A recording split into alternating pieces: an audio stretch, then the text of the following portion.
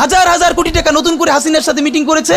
ইলেকশনের আগে বড় বড় ফিগারকে এখানে অ্যাসাসিনেশন করা হবে, গুপ্ত হত্যা করা হবে। পুরো এখানে ভারতীয় আধিপত্যবাদ এখানে সব থেকে বেশি অ্যাক্টিভ আছে। এখানে আওয়ামী লীগের হাজার হাজার কোটি টাকা, তার সচিবরা, তার পুলিশরা, তার পান্ডারা সব রয়ে গেছে। আর্মির মধ্যে একটা বড় অংশ রয়ে গেছে, কোনো সংস্কার করা হয় নাই। তারা বারবার স্যাবোটেজ করবার চেষ্টা করছে, এই রাষ্ট্রকে, এই সরকারকে ফেল করানোর চেষ্টা করছে। তো আপনি মুক্তিযুদ্ধের পরে যে ৩-৪ বছর এই রকম রাহাজানি হয়েছে, সেটাকে যদি অটকুন দিতে পারেন যে নতুন রাষ্ট্র গঠনের আগে এই ঝামেলাটা হয়, তাহলে এই যে নতুন বাংলাদেশের স্বপ্নের মধ্যে এইগুলোকে আপনি বড় করে মপ করে ফ্রেমিং করেন, আপনি এই জবান যে আপনার না, এই জবান যে দিল্লির জবান, ভারতীয় আধিপত্যবাদের জবান, সেইটা বুঝতে আমাদের পিএইচডি করা লাগে না। সুতরাং জুলাই সনদের সাথে নির্বাচনের ক্ষেত্রে শুধু আমাদের 2 মিনিট কথা। নির্বাচন হতে হবে। আমি একটু ভদ্রতার সাথে এবং শ্রদ্ধার সাথে বিনয় আমি জানাচ্ছি যে ভাইরা যেটা বলেছেন সকল দল মিলে আগামী 20 বছর নির্বাচন না হোক, না, এটা আমরা চাই না। আমরা নির্বাচন চাই। মানুষ গত 16 বছরে ভোট দিতে পারে নাই। মানুষ আনন্দ নিয়া শীতের সকালে বাচ্চা কাচ্চাকে কুয়াশার মধ্যে লাইন দিয়ে দাঁড়াই থাকবে, ভোট দিবে। আমরা সেই বাংলাদেশ দেখতে চাই। আমরা নির্বাচন চাই, নির্বাচন হতেই হবে।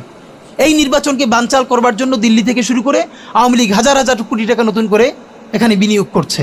নির্বাচন লাগবে। তবে আমাদের প্রশ্ন হলো, সেই নির্বাচনের ম্যান্ডেট হবে কি? এখানেই আমাদের কথা। কোনো ধরনের আপোষ ছাড়াই নতুন নির্বাচন হইতে হবে জুলাই সনদের ভিত্তিতে। এইটাই আমাদের কথা। জুলাই সনদের ভিত্তিতেই নির্বাচন হতে হবে এবং জুলাই সনদের বৈধতা নির্বাচনের আগেই দিয়ে সেইটার ভিত্তিতে নতুন নির্বাচন হবে, যেই নির্বাচনের ম্যান্ডেট থাকবে নতুন সংসদে নতুন বাংলাদেশের জন্য আমাদের রাজনৈতিক দলগুলো মিলে নতুন সংসদে নতুন সংবিধান উপহার দিবে। যেই সংবিধান 72-এর বাকশালী সংবিধান, ফ্যাসিবাদী সংবিধান, যেই সংবিধানের কোনো ম্যান্ডেট ছিল না বাংলাদেশ রাষ্ট্রের সংবিধান করবার, কারণ তারা পাকিস্তান রাষ্ট্রের মধ্যে শপথ নিয়ে পাকিস্তান রাষ্ট্রের জন্য সংবিধান প্রণয়নের কথা বলেছিলেন, কিন্তু বাংলাদেশ রাষ্ট্রের কোনো ম্যান্ডেট তাদের কাছে ছিল না। তারপরে তারা সংবিধান রচনা করেছেন, এরপরেও তারা একটা সেই সংবিধানকে লেজিটিমেট করবার জন্য একটা গণভোট দেন নাই। এরপরে যারা 73-এর একটা ভোট চোরের নির্বাচন দিয়েছে, সেই 73-এর নির্বাচনের ভোটের ইশতেহারের মধ্যেও তারা এই সংবিধানকে তারা লেজিটিমেসি দেন নাই, ইশতেহারে রাখেন নাই।